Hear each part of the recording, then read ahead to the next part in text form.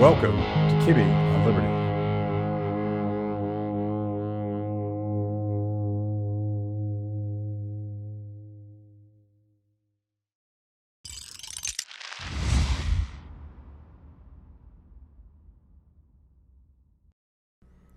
Clifton, how's it going? It's going, man. It's going, Matt. Good to meet you. How about yourself? Yeah, it's good to finally meet. Like all of us during the last 3 years, I feel like I know you just by following your story on Twitter and your podcast and all the cool stuff you're doing.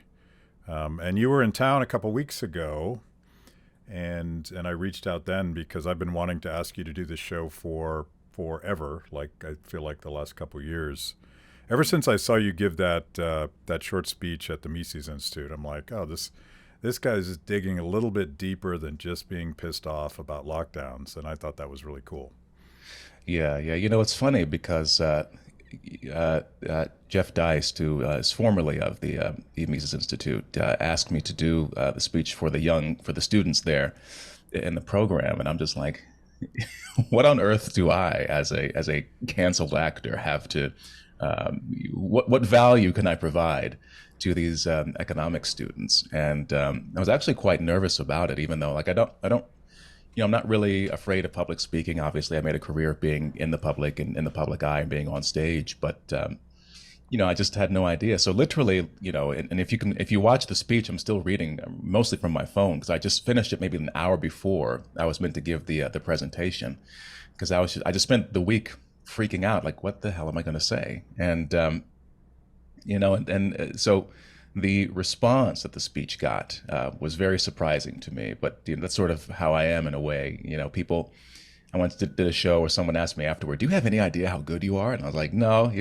I think part of as an entertainer, you have to fight to keep your self-esteem at like an average level, because you hear how you're often criticized for every little thing. If it's not by professional critics, it's by directors or other haters that you have. So I sort of did the speech, and I was like, it was cool. Met a lot of cool people out there. A beautiful campus out at Auburn. The kids were very sharp and bright. And I got to see some people that I've been watching on YouTube from afar for a few years. So that was kind of cool. But outside of that, I just kind of went on with my life, waiting tables and didn't think much of it. So the response that it got was very surprising to me.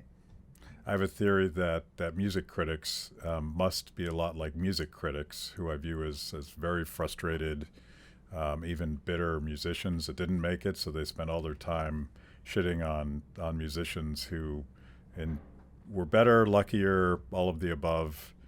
And I think there's this whole class of people that criticize, and then there's a class of people that just do stuff. And that may be true in the theater world as well. You would know better. Well, I mean, it depends. There is one, oh gosh, and his name escapes me. He's one of the better critics that we had. He wrote a book called Hot Ticket, but he was the New York Times theater critic for a really long time. I can't remember his name, but he was pretty amazing, and his criticism came out of a genuine love for the medium and for the genre. But then you have, I think it's more accurate if you're talking about bloggers and social media people. Like I was just listening to a funny a YouTube video on a channel that I like, and they were talking about the response to the Mario movie. I don't know if you've seen the Mario movie, but the Super Mario film has become this weird polarizing thing in the quote unquote culture wars. And so there's a publication called the Mary Sue, who apparently wrote this article about how the character of Princess Peach is problematic because she's a girl boss and she's too perfect, so she doesn't have to work for anything. I'm like, these people complain about anything, but then you dig into the writer, and and she's talking about, in my master's program for writing, we were always told to avoid these. And I'm like, there it is. Yeah. There it is. You didn't write the character. You for whatever reason, you're sitting here writing for the Mary Sue, and now you're angry and you're lashing out at what these other writers have done.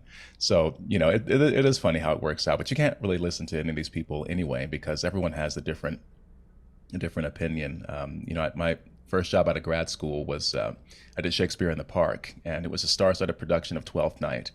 And at the end of the run, they give you the press packet, which is a collection of all the reviews, and they're just all over the place. There are actors that I thought were brilliant who, they were like, I wish she had sang more, or she seemed too old, or she seemed too cerebral. And then there were actors that I thought were terrible, and they were like, he's brilliant in the role, and all these superlatives. So it's all just nonsense and smoke and mirrors, and the publicity machine. So you got to kind of stay focused and do what you do, because it's all stupid and nonsense. Speaking of nonsense and smoke and mirrors, you were here a couple weeks ago with various members who I know and love from Team Reality, trying to, I guess, talk some sense into members of Congress. How did that go? Decidedly mixed results. Generally speaking, the Republican representatives were far more open to what we have to say. The Democrats were not so much. There was one in particular, and I can't remember her name, but I think we met with one of this representative's staffers, and she was so. I've never seen anything like it. So you had two mothers there, and these aren't like politicians or professional communicators. They're regular people telling about their experience during the pandemic and what the sort of cost that these measures extracted on them. And then you had a literal public health expert, a woman named Kate Harmer, who has a master's in public health, and she's on Team Reality, and she's like, this is nonsense. She can tell you why what we did was nonsense. And then you had this precious little boy who was 7 years old, who was just relating, without guile, without sort of any agenda, as kids do, just saying, I had to wear a mask, and da da da da da. He's just telling his experience. And this woman from Connecticut, I nicknamed her the Connecticut. Well, see you next Tuesday, because she was like, okay, can we just do this right now? Because we have a 1:30 coming in, and her body language, her arms were crossed the entire time. She kept checking her phone. She was cutting people off, and I was just stunned into silence, because she was just so obviously disinterested and didn't hide it at all, and dismissive. And that was sort of the general idea or the general vibe we got from a lot of the Democrats, was they just didn't, they're completely uninterested. Now we also spoke to representatives from Florida and from Georgia, and they were much more amenable. There was one woman I was really impressed with who was also a staffer, but she was smart. And it's funny, because for me, I keep diminishing myself, as I heard, as you probably heard when I talked about the response to the Mises speech, because I said, what, man, no one really cares about some actor who lost his career, because they're just going to call him an anti-vaxxer, even though, it's like, oh, so I don't wear beige shirts. Does that mean I'm anti-shirt? You know what I mean? It's so stupid. So no one's going to really care. But, this particular person and the other Republican rep that we met, said, well, no one should have to lose their career because of this kind of a thing. And, we're doing an oversight committee and yada, yada, yada. So it gave me a glimmer of hope, actually, because despite all of our cynicism about Washington, which I think is very, very well founded, there are some genuinely good people that work there, and that they're smart. And it seems like they want to do what's right for their constituents. So that was the drop of rain in the oasis that was our DC trip. But the biggest part of it was getting to meet other members of Team Reality and kind of hang out for a little bit. That was the biggest takeaway from the trip. But it was a fun experience, all told. If you're watching this show, you're probably wondering, is there a way I can support liberty and improve my life at the same time? Well, there is. Pack Crest Botanicals is a libertarian-owned company that makes botanical CBD products. I started using CBD oil to help me when I'm trying to sleep, and my 3 annoying cats won't leave me alone. Now I can just ignore them for a solid 8 hours and wake up feeling great. Not only are they run by our friends in the Liberty Movement, Pack Crest Botanicals also uses high-quality organic ingredients in everything they make. They sell tinctures, edibles, topicals, and botanical vapes. CBD oil can help with pain, insomnia, inflammation, anxiety, stress, arthritis, and more. Use discount code FREETHEPEOPLE to save 25% of your order. And if you select Free the People as your charitable organization at checkout, a portion of your purchase will be donated to us to help fight for freedom.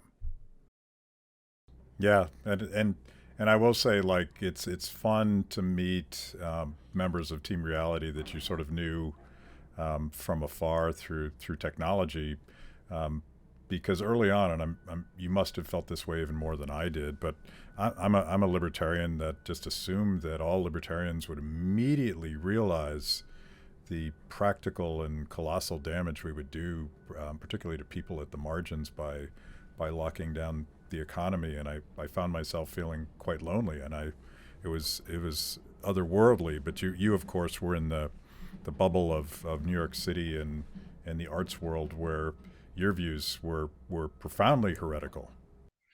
Oh God, and the thing about it is that I was thinking about this yesterday. I came my when I really began to I guess rethink my position, because I was full on COVIDian for the first few months of 2020. I was wiping down my groceries and my mail. I was carrying around a little a little paper towel in my back pocket so I wouldn't have to touch any. Everything is already in New York anyway. But I was being made fun of on the subway and in public for masking and gloving in public before everyone else demanded that you do so. So I took it very, very seriously. But I think over time, my objection to what we were being asked to do came from the perspective of a bleeding heart liberal artist, because I was like, okay, well, we're covering our faces, which is one of our primary modes of expression and communication. We're being told to, quote unquote, socially distance, and it's Orwellian because it's anti-social distancing. There's nothing social about it. And we're being told to isolate ourselves and to stay home and to not see our families. All these places are closing down. I mean, they closed the gyms for like 6 months. Meanwhile, the liquor stores remained open.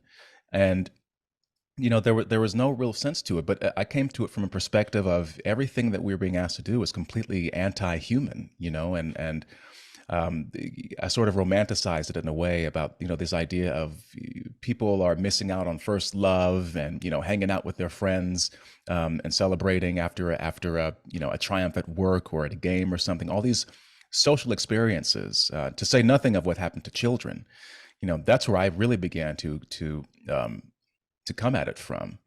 And as you said, you're not allowed really to have any sort of differing opinion in the arts in general. And it really accelerated after Trump was elected. And I have to say, even before that, I was critical of the Obama administration, and I voted for him in 2008. I when he was announced, I was at a bar in downtown Manhattan, and I called my grandmother. That's the first thing I did when he was announced president-elect, and we cried on the phone together.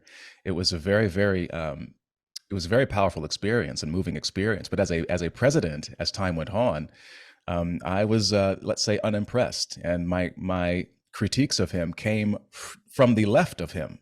And but even then, people were like, "Is Clifton a Republican?" I'm like, "No, I'm not at all. The furthest thing from it, So there's already this hostility in the industry, and if you think Hollywood is bad, the theater scene in New York is about 10 times worse. It's more concentrated, I say. And then Trump came around, and people completely lost their minds. I know from the outside people saw it, but internally, just going to an audition, people would completely stop, and it was really unprofessional, actually, because if you're going in to CBS and you're auditioning for a job which could change your life, it's a series regular, a series lead or something, but the casting director wants to stop and say, I can't believe what's happening to our country right now. Did you see this headline? Da, da, da, da. I'm like, yeah, I saw it. I think you're overreacting to it. I'm thinking to internally. And so, I had to often tap dance and dance around it. But I'm trying to concentrate because, I'd like to make a job where I can make $30,000 a week, please, and pay off my student loans. Thank you very much. So there's already this huge, I mean, I call it a cult, sort of cult-like mentality where you sort of have to shut off your brain in order to maintain a career. I mean, I bit my tongue so many times. So, given all of that context, when you're talking about people who are propagandized every day, they hate Trump, and so I think a big part of their pandemic response was driven by anti-Trumpism, and they're also propagandized to believe that we're in the middle of a new Black Death. So anyone who disagrees with these public health dictates from luminaries like Anthony Fauci and the fantastically talented Deborah Birx, the Scarf Lady, obviously you want people to die. So there were all these sort of factors going into it, and even I remember talking to my former manager about the Andrew Cuomo fiasco with the nursing homes, and she dismissed it as a sort of right wing conspiracy. Let alone but then like a year later, his own Attorney General Letitia James put out a 75-page report detailing that there was malfeasance that happened, and they tried to cover it up for political reasons. So these people, they don't listen. They're in their own bubble, and they accuse everyone else of being in an echo chamber. And it's like you said at the beginning, it's very isolating, and you're like, I can't. No one is being reasonable about this. No one's being sensible about it at all, and that's part of the reason why I am where I am today. But you are also part of the revolution of sensibility, and I think it's becoming a little bit safer. Getting back to Capitol Hill, my friend Thomas Massey and I think you guys went to see the congressman from Kentucky. There was a time in 2020 when he was the only guy wanting a recorded vote on this massive societal changing legislation. And at least on the Republican side, he's become almost normal, and it's become at least safe for Republicans to acknowledge that a lot of that stuff was a mistake. But the Democrats, and this is a theory that I think is less persuasive to me than it was in 2020. Like, once we lock down, and I would start with criticizing Trump on this. Once he locked down, once politicians locked down, I could never figure out what the political exit strategy was, because if it works for a week, it's going to work for a month, and if it works for a month, we better do it for a year, and we're not safe yet. And so, like, you think of it, this political equilibrium where not a single politician can acknowledge, what, that probably wasn't the right thing to do, or at least acknowledge maybe we should stop doing it now because it doesn't seem to be that effective. They couldn't do it, but at least for Republicans, they're sort of acknowledging the things that they got wrong, and they got plenty wrong as well. Yeah, totally. No, it's funny that because Thomas Massey and I, we follow each other on Twitter, and I messaged him. I said, you're one of the few politicians, maybe the only politician that I have any any sort of regard for.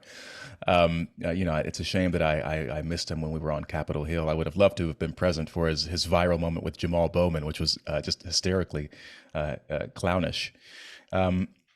But I think part of the issue, is that there was an environment created by the press. I think the media is such a big factor in a lot of this, where they created this environment, this culture where everyone had to be afraid, and anyone who didn't sign off on any of this was basically a granny killer. And and it is interesting right now to see the people acknowledge, like, well, Trump had a big hand in this as well. The beating his chest about warp speeding the vaccines. I, for one, I never supported the stimulus, not even once. But I could see where the tide was turning, because again, the environment that was created made it impossible to do otherwise. Even though, I'm just a dumb actor, but I could see. But the people I was watching were saying, well, if you flood the market with currency, it's going to devalue it, and it's going to create problems down the road. But no one was trying to hear any of that. But there was no effort to make any cost benefit analysis. I mean, Trump, to his credit, was saying that I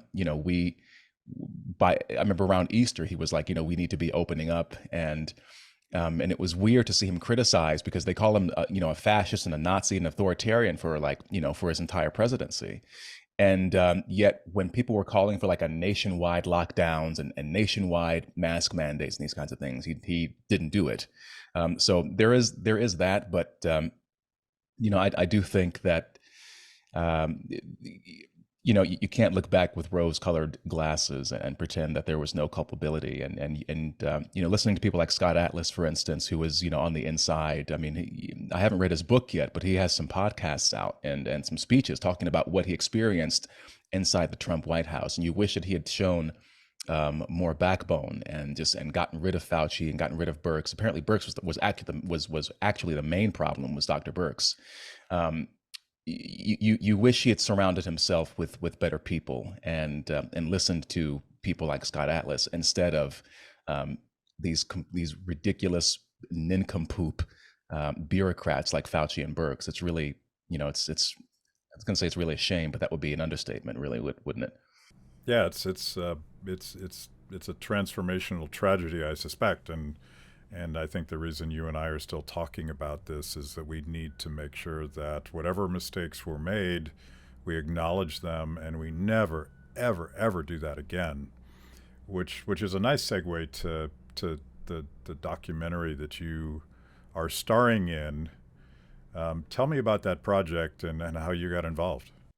Right. So we actually are premiering a new documentary. We want it to be a docu-series. It's called Follow the Science. So the pilot episode is called Lockdown, subtitled Lockdowns Go Viral.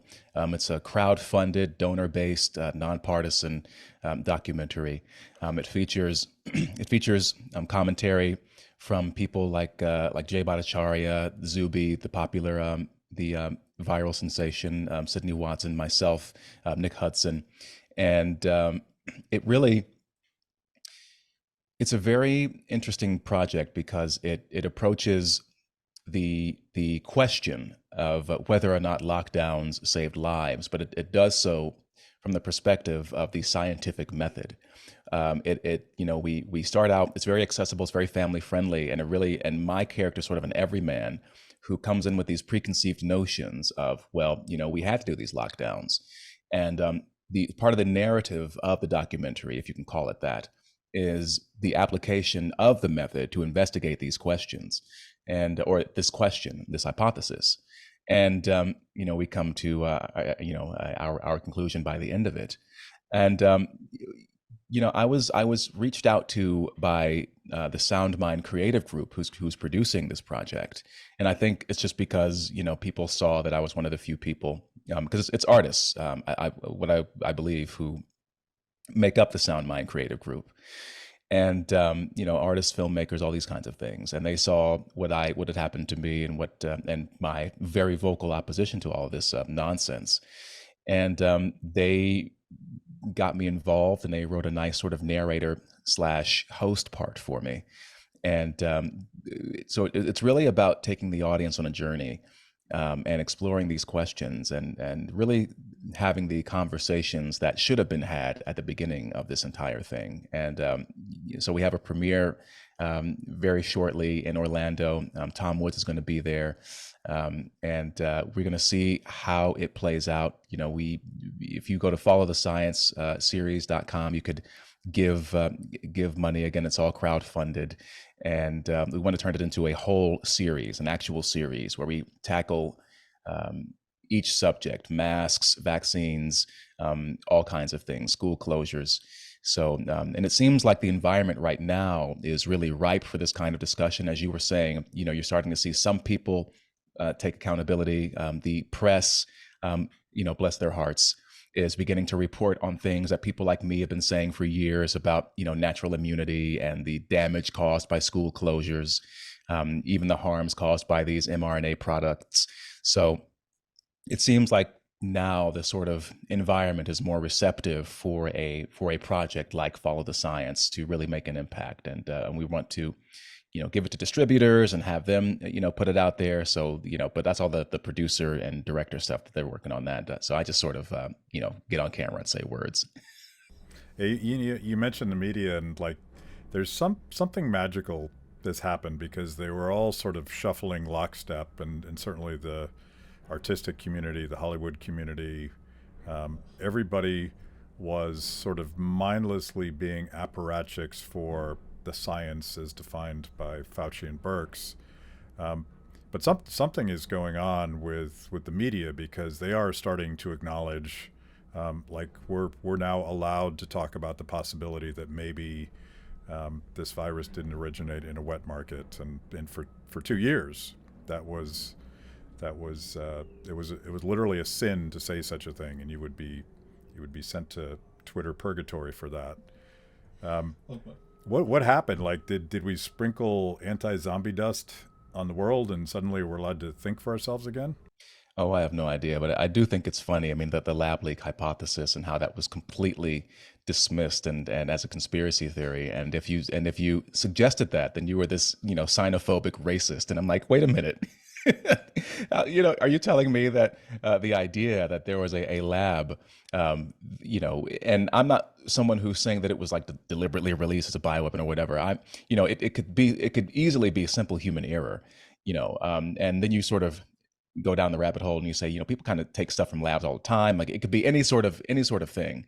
I mean, you're not really implicating anyone, except for maybe, people who are funding it, which includes white people in the United States, by the way, government officials.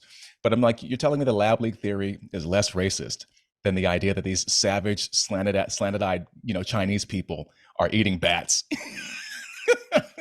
and all their exotic food. I mean, come on, it's so ridiculous. And what I noticed at the time, by the way, is that these Chinese propaganda machines were using our language against us. They were also saying, "Well, this is racist," and so I mean, they understand us better than we do. But I don't know what the shift is.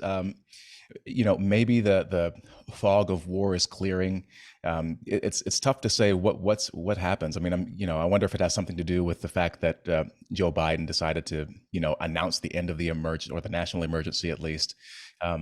It really is tough to say, but I don't think it's an accident. I don't want to get sort of conspiratorial about it, but what is to be gained now? The damage has been done, so now they're telling the truth, and now people are being vindicated. But what's strange? I mean, you mentioned Hollywood and the arts community. They're not budging. Hollywood recently, maybe about a month or so ago, they announced that they're finally allowing their COVID protocols to expire, but there's still structures in place where they can impose these kinds of things. I mean, there was an article on Deadline. Deadline, for those who don't know, is a publication where all the big news about castings and executive hires and all these kinds of things, show pickups, orders, and that kind of thing are discussed and reported on. And in the comment section on the article where they said that these protocols are going to expire, there are still people who were saying, like, this is not safe and yada, yada, yada. And there's one in particular who said, well, we're still not going to hire actors who didn't take the vaccine because they exercise very poor judgment. And we just won't say that's the reason we're not going to hire them. So it's been really remarkable. But in the theater, like I said before, Hollywood is bad. The theater is 10 times worse. I've seen no announcements whatsoever that these things are going to expire. I've seen, no effort to sort of move out of the pandemic phase. I'm told under the table that theaters are no longer asking for vaccine cards. By the way, a lot of actors were just lying anyway. Like, big surprise, right? An industry full of desperate people who will do anything to get famous, that allows people like Harvey Weinstein to run rampant. There's more than one liar. So how are they even enforcing any of this? But, but even, back in August, I think it was, of last year, the CDC quietly came out and said that people, there's no need to distinguish now, how you treat vaxxed versus unvaxxed people. And again, people were still segregating people by vaccine status. I mean, it's unbelievable. And they won't let it go. For whatever reason, they won't let it go, to the extent where I feel like, or I wonder if there's some sort of corruption or something at play. Because when you think about, artists and they're supposed to be these revolutionaries who go against the status quo, but yet, and they hate big pharma. I mean, Bernie Sanders is still writing op-eds in The Guardian today about, well, not, today literally, but, to this day, about these drug companies and how they're fleecing the American people. But then all of a sudden, when it comes to Pfizer or Moderna, we're just supposed to like, bend over and and worship at the altar of these pharmaceutical giants. It just doesn't make any sense. I mean, every principle that these people claim to stand for, be it standing up for the poor, the marginalized, standing up for people of color, so on and so forth, they violated every single one of their principles because of their COVID hysteria. And I don't think they'll ever really acknowledge it. I don't think they'll ever apologize or look back. I don't know what kind of accountability will be in place for these people, but it's been really, really jaded. It's been a really jading kind of a process. And I had a former colleague reach out to me recently and said, it's going away, and they're not asking for vaccine cards anymore. You are appreciated and you are loved. And I'm like, actually, I don't think people really care. I don't think they really give a shit. I think the world is, they'll just go on as they were. There are still people who say to me, that you ruined your own career, and you can't get over this. You still can't get past it. Why are you still talking about this? It's deeply entrenched, and I don't know what it's going to take for them to come to their senses. I really don't. Have you ever thought about using CBD oil? You haven't? Well, think about it now. Are you thinking about it? Good, because now there's a way to support freedom and improve your life at the same time. Packrest Botanicals is a libertarian-owned company that makes a wide variety of botanical CBD products. I use CBD oil to soothe the sore muscles I get from constantly fighting the man here in Washington, D.C. It's a tough job, but somebody's got to do it. Packrest Botanicals uses high-quality organic ingredients in everything they make. And as libertarians, you won't have to worry about them hurting people or taking their stuff. They sell tinctures, edibles, topicals, and botanical vapes. CBD oil can help with pain, insomnia, inflammation, anxiety, stress, arthritis, and more. Use the discount code FREETHEPEOPLE to save 25% of your order, and if you select Free the People as your charitable organization at checkout, a portion of your purchase will be donated to help us keep fighting for freedom.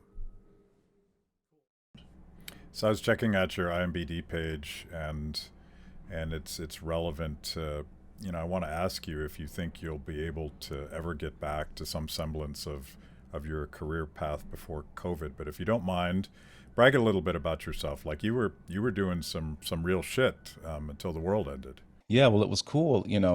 Typically what happens, there's very rarely any such thing as an overnight success, right? And I got out of a conservatory. I went to the NYU graduate acting program, which is one of the big three conservatories, right? The other two are Juilliard and the Yale School of Drama. And when you're talking about NYU, you're talking about, people like Deborah Messing, Michael C. Hall from Dexter, Daniel Day Kim. You're talking about Mahershala Ali, the Oscar winner, Sterling K. Brown, the Emmy winner, Denai Guerrera, who's probably most well known for Black Panther and Walking Dead. These are the kinds of people that have gone through the program. Billy Crudup is another one who's pretty well known. So it's one of these programs which is like, you don't go there if you want to get your master's to teach at some school in Wyoming or something. You go there because you have ambition and you want to, succeed. And, it's a 3-year program. So by the end of my program, and I was already taking meetings with Warner Brothers, with the CW. I had an agent by the time I got out of there, before I got out of there.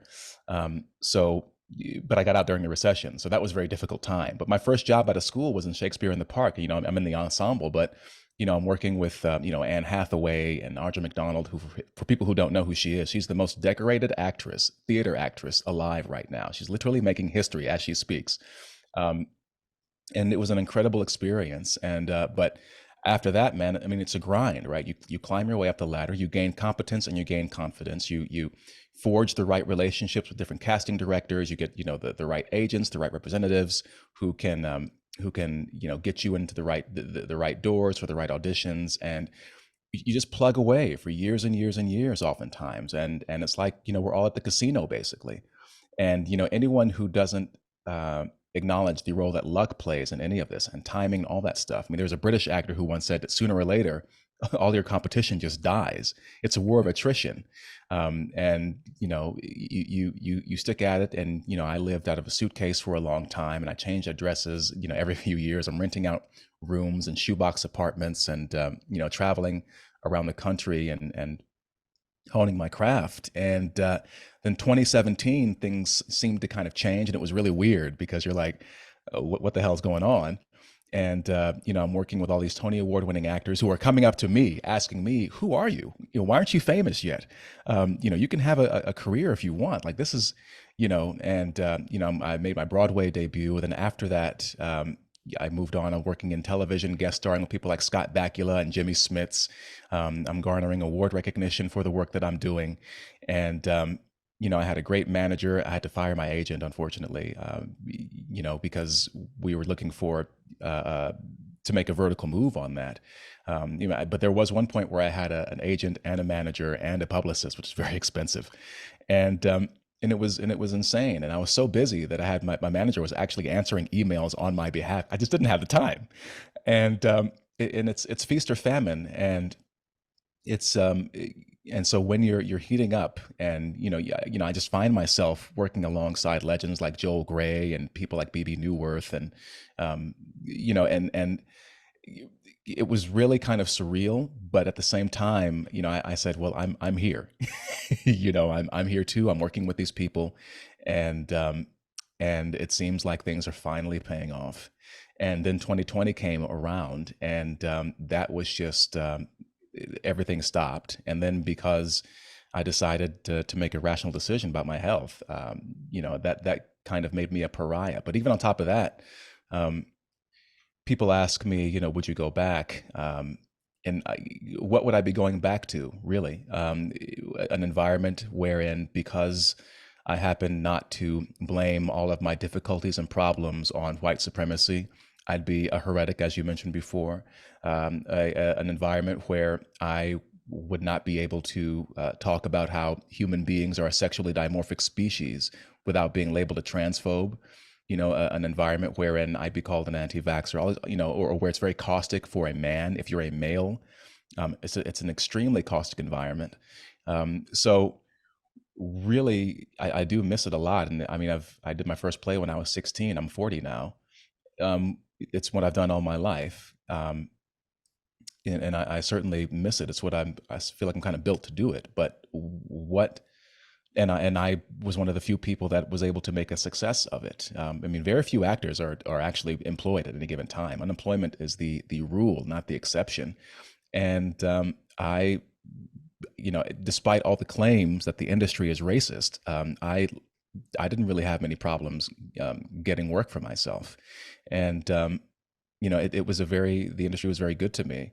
But now seeing the way that it's turned out and the way that everyone has behaved, it's very difficult to sort of let bygones be bygones and then kind of go back to it, on top of the socio-political nonsense.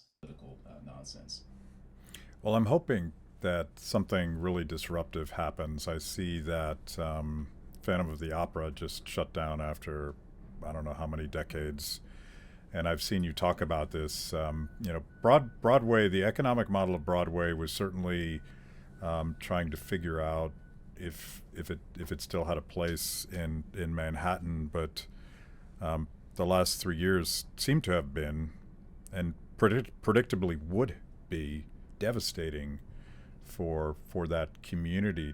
Is Broadway dead? Oh, I don't know the answer to that. I don't know if it's dead. And frankly, I don't pay much attention anymore, just because, there was an actress I was speaking to named Laura Osnes, who had a way bigger career than mine, and she got outed for not having taken the vaccine, which was like early on, but.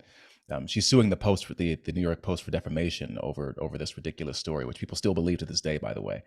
But we were both just talking about how, I mean, she's in Nashville. We're kind of moving on at this point and don't pay attention. What I will say, though, is that the times where I have peaked back in the last few months, they keep doing what's one show called? I think it was called Strange Loop or something. You know, the big gay queer black musical.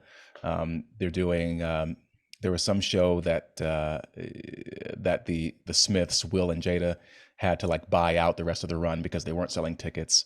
There was a revival of a musical called 1776, which is about, really good score actually, and a fun show about the founding fathers, and all these characters, Jefferson, Ben Franklin, et cetera, are characters in the play. If you can find the recording of it, I highly recommend your listeners, check it out. It's really a good score. But they did a gender swapped, racially blind revival of that, and even the critic. It was so woke. Even the critics slammed that one for being too woke. By the way, I'm a huge fan.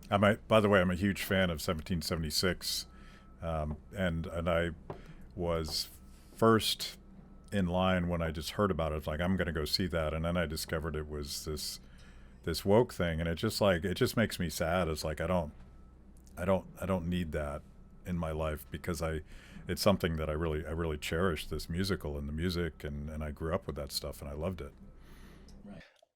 I do wonder if between the 1-2 punch of their ridiculous pandemic response and the programming that's happening, if people are beginning to kind of wake up and sort of read the tea leaves.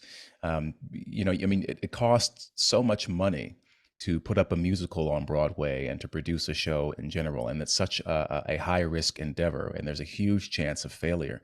And so, the last that I heard, the big shows like Wicked, Lion King, Hamilton, Book of Mormon, the shows that typically do $1 million plus in box office a week, the sort of, stalwart shows, or Chicago, which is another great one, which costs nothing to produce. It's a brilliant production.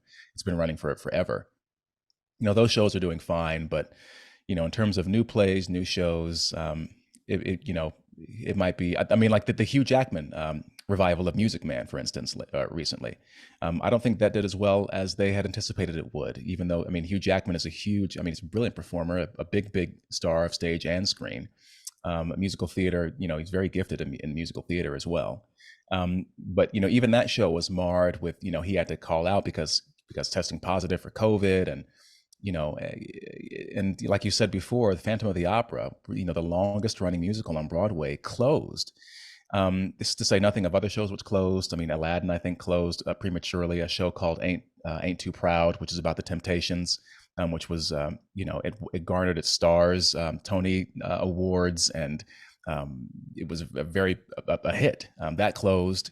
So, but yet you see people like, what's his name? Harvey Fierstein, I want to say his name is, who people will know if they've seen Independence Day. He's like the guy that talks like this. He's got the really gravelly voice, but he's like, Broadway is doing it right. They're doing it right by doing all of this. And, I don't know if you're doing it right if your shows are closing and people are complaining about how woke they are. So maybe there is a sea change. Things are changing, but I mean, I don't know. And at this point, I'm not sure that I care very much. If it dies, it dies. The only issue is that there's just nowhere.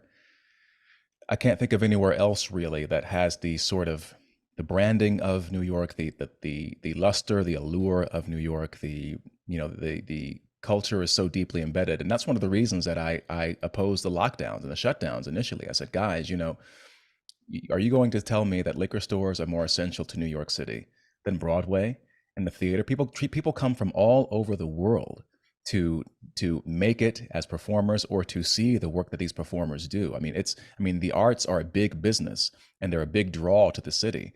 And yet you allow these bureaucrats and these politicians to tell you that you're not essential. And I'll never forget how they kind of just gave up on that. Meanwhile, around the country, right, you had salon owners, barbers, restaurateurs, gym owners who were fighting their governments tooth and nail to stay open. But these pretentious artists, on Broadway, who, by the way, they have their houses out, or their nice brownstone apartments in Brooklyn. They're collecting royalty checks from their original Broadway cast recordings. They're getting residuals from the TV work that they've done, or they're still getting to do TV, as a matter of fact. but the people who still want to work across the country, they denigrated. So part of me, people, I make this joke where people say, well, you're just, it's just sour grapes for you. And I say, well, yes, it is, but I'm washing it down with some sweet, sweet Schadenfreude, watching you all just destroy yourselves with your own ignorance. So I don't, I'm not going to catastrophize and say that Broadway is dead, but it definitely has taken a hit. And, and I've had many, many people message me and say, I'll never visit any of these theaters again. I mean, people young and old, right? So, I mean, young people, those have been the most crushing messages. People who've trained since they were 3 in dance, and or they're 19, they're 20 now, and they're the kind of people that you want in the industry, who are hardworking, they're dedicated, they're passionate, they're smart, they're disciplined, and they've been shut out, and they're distraught and they're depressed, and they're just jaded now. So I don't know if it's going to die, but I think a lot of damage, multi-generational damage, has been done, and maybe it won't show up immediately, but maybe over the long term, it will just it will death by 1,000 cuts over time. And I mean, you are seeing people in cities like Nashville, for instance, begin to say, we're sick of this stuff. We want to create something new out here. So maybe over time, the brain drain from New York City will create opportunities in other cities across the country. At Kibbe on Liberty, freedom is a lifestyle 24/7, something you live and breathe and wear every day. If that describes you, you need the very best Liberty swag in the market today, just like this shirt I happen to be wearing. Go to freethepeople.org/KOL and check out our exciting merch. You too can love Liberty and look cool. Yeah, maybe it is Nashville, and I don't know if Broadway is dead, and I don't know what the next iteration is, but we're going to need some sort of fundamental, sort of counter-revolutionary cultural and economic shift. There's going to be different models for thinking about things, and this, I sort of want to wrap up on this question that I definitely don't have an answer for, and it starts with my wife and I, Terry, just got back from Belgrade, Serbia, where we were giving a series of talks, and I was reminded of a mini documentary that we made before the end of the world, working with a historian in Belgrade who was trying to explain to the Serbian people why Tito was such a bad guy, and Tito was, unlike Stalin and Mao, Tito has gotten away with a little bit of historical revisionism because he's viewed as the good dictator, right? He was the good socialist, and of course it's not true at all. He just had Yugoslavia had a smaller population, so he murdered less people, either by his policies or explicitly. But in that process of uncovering all of that, this academic that we were working with pointed out that the first thing that Tito did when he took power is that he went after the artists. He would jail the playwrights and the novelists and the actors and anybody that would be considered in the artistic community. And this is a pattern that you can now see every time authoritarians take over, because artists are free thinkers. Artists are willing to push back against the narrative, and I thought that was always true, but now you called it a cult. I guess I would call it a religion, which is kind of the same thing, where the so-called artistic community in the United States doesn't think for themselves. They march lockstep like zombies. Why is that? Because I've always taken as an article of faith that creative types are going to be the first to question authority, but that doesn't seem to be the case anymore. It's been one of the most amazing things to watch, personally. I think part of the reason is that people who maybe have more conservative or more libertarian beliefs, I mean, maybe more right-leaning beliefs, I tend to find that they are more practical people. They're more pragmatic. And so if you're talking about the arts, right, you're talking about a career where it's really difficult to, you know, raise a family and buy property and, you know, have stocks and investments and save up for retirement when you don't know where your next job is going to be, and you don't know, you know, what your schedule is erratic. I mean, as an actor, you know, you get a gig and you go out of town for, you know, 4 weeks, 8 weeks, or whatever. Or even if you're in a long running show, it could close tomorrow at any time. If you're in a successful series, it could be canceled at any time. You know, so there's no stability there. And so there's a level of practicality. I think people just say, they kind of nope out of it, and and they say, you know, I don't really want to do this. Um, I think you know, Jordan Peterson explains this very well in terms of the sort of constitutional differences between people who lean more conservative and people who lean more liberal, and you know, in terms of openness and the ability to generate ideas and these kinds of things. That, you know, more liberal-minded people tend to wind up in these kinds of careers. Where you know, I always say that if I were to start a theater company, I'd want a conservative person to run it, because they can keep the kids in line, and I can focus on performing. And you know, they'll be more market-oriented and set boundaries, be more industrious and enterprising, and have a stronger business sense probably, and be able to you know, set parameters more easily. There's also a big hostility. I mean, and I'm thinking about again, after Trump was elected, and I think maybe the summer of 2018 or so, I unregistered from the Democrat Party. I said, these people are insane. I can't do it anymore. And I hadn't told anybody, because you know, you know, you have to work, and you know, but that's the thing, because there's such extreme hostility against anyone who thinks differently. There's a guy, I was rehearsing for a concert in New York, and we're on a break, and he goes off on this rant. And at one point he goes, and then there's these brain dead independents. I don't know what they're thinking. I'm thinking to myself, well, they're thinking. That's why they're independent, you asshole. And, but, you know, and it's bizarre, because, and nothing to me exemplifies the disconnect even more than when I was doing a show in Hartford, Connecticut. And it was around the time of the 2016 election. And, you know, in rehearsals, it would be like, you know, I was on Facebook and I told my friends that if any of them voted for Trump, they can unfriend me now, and racist this and racist that. And meanwhile, I'd be, you know, lifting weights with, you know, and the guys, the white guys at the YMCA, and they were talking about the election. And you know what they were talking about? The economy and jobs and taxes. But then the very first person who ever told me he was voting for Trump was the black barber that theater hired to cut our hair. And him and his friend were sitting there. I mean, this guy is a son of a Jamaican farmer who had, you know, no education, but worked hard and could do math. That's what he told me.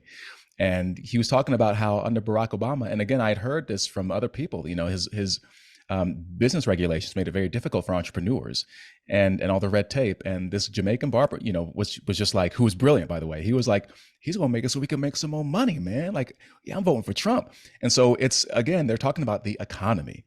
And but you go into rehearsal and it's all about racism and all this other stuff. So, you know, so there's a couple of forces at play. I think there's sort of psychological differences that draw people to the arts. There's a level of pragmatism that keeps, you know, more, I guess, conservative-minded people out of the arts. And but also there's the hostility, the political hostility. I mean, the great composer and lyricist Stephen Sondheim once said that you know, he's happy that he's in a profession or an industry that has no Republicans in it. And I'm thinking to myself, well, if the Republican Party is the party of rich white men, don't you want their money?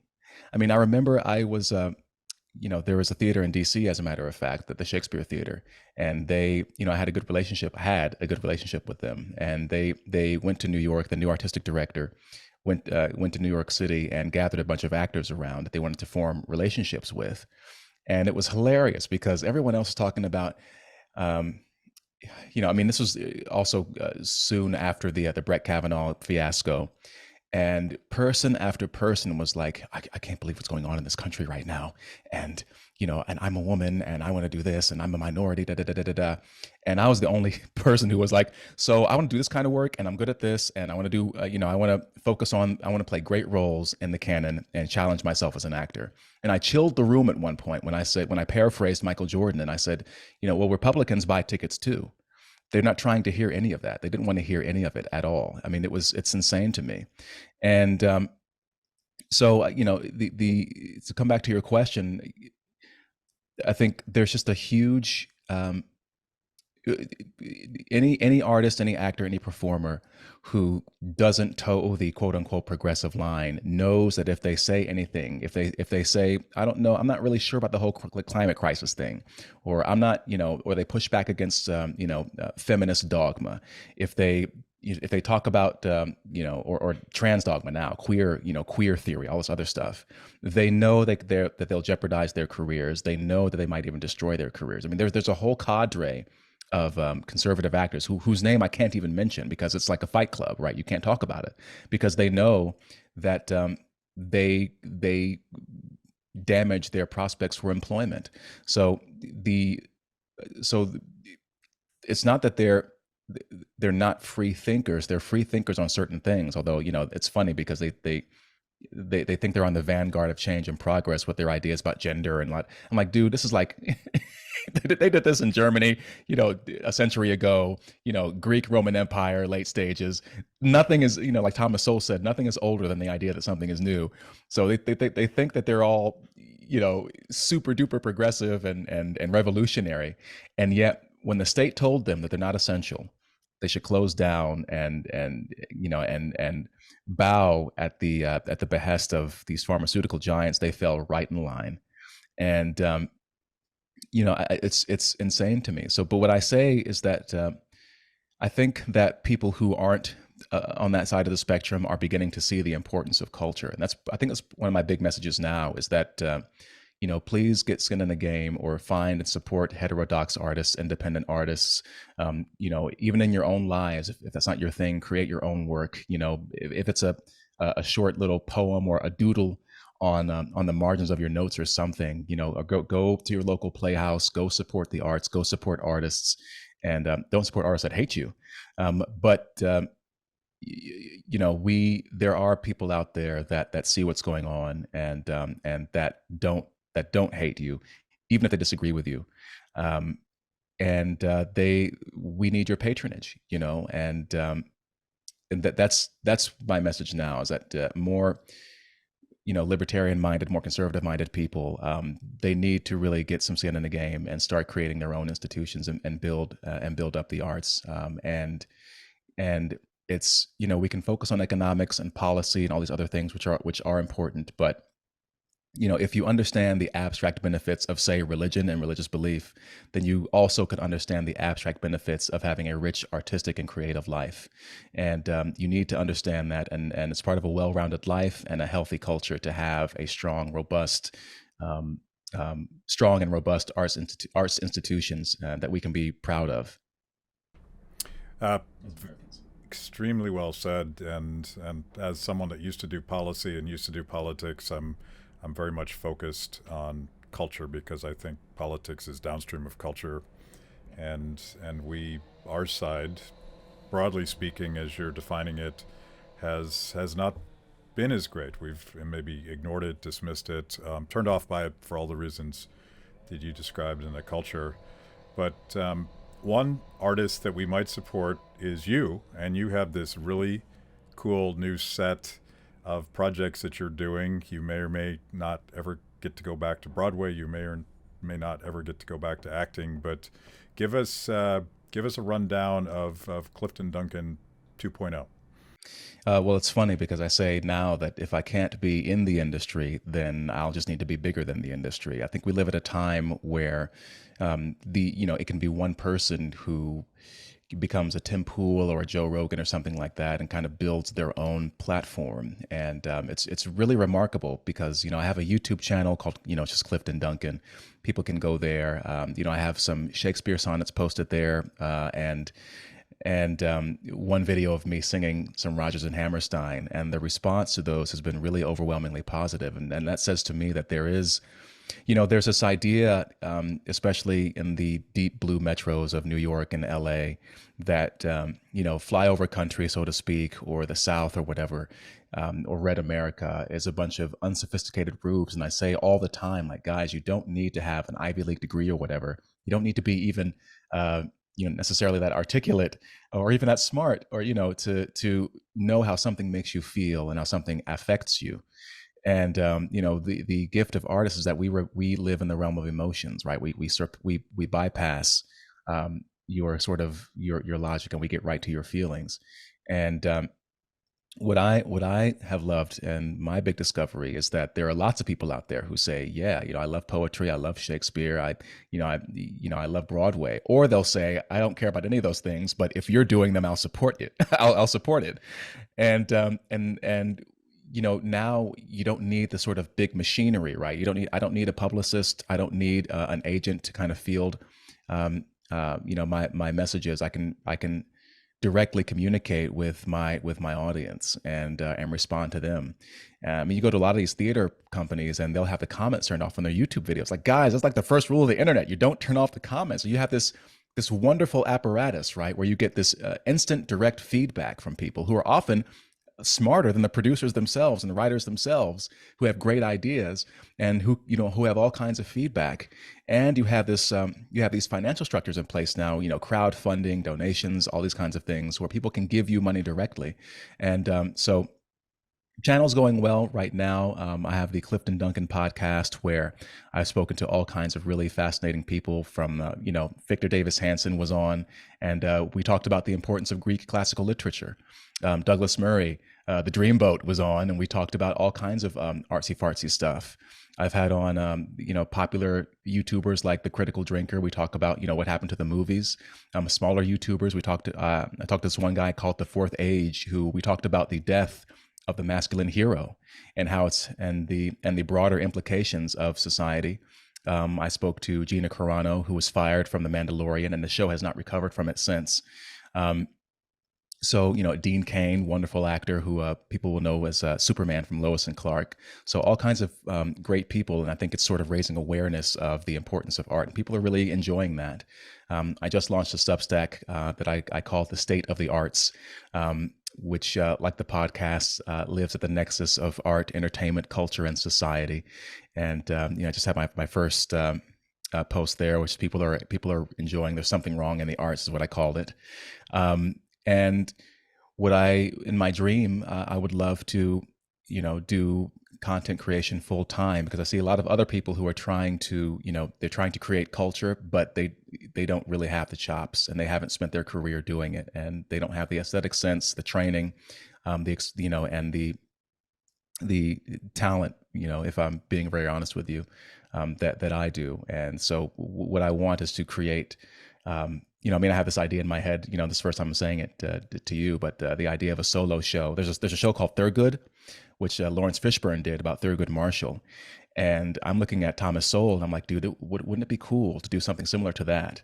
And, to perform it around the country. I mean, that could be a brilliant, brilliant show if the right person could put it together. But, I need time and money and resources to do research and be able to focus on that. I want to do albums and write books and all kinds of stuff. And then later on, produce my own shows. And, and I'm slowly assembling Avengers who are also in the arts, and, set designers and producers and scene painters and lighting designers, writers.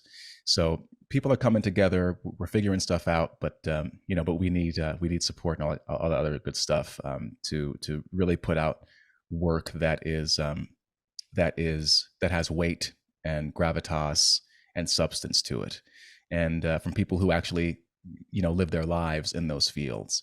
So that's sort of what I shouldn't say sort of, that's what I'm working on right now and moving towards. And it's, I'm kind of going on intuition. Like I said before, I'm a dumb artist who has zero business sense, so I'm learning a lot. But it's also freeing because I no longer feel confined. Yeah, I don't have to bite my tongue anymore, and watch what I say out of fear of being canceled. And people envy me for that. It's come at a cost, definitely, but at the same time, maybe this is like sort of the beginning of something that could be new and wonderful and fantastic. You give new meaning to the phrase creative destruction, and I love it. That you didn't want to get screwed over, but damn it, you're going to turn something more beautiful out of it, and that's pretty cool.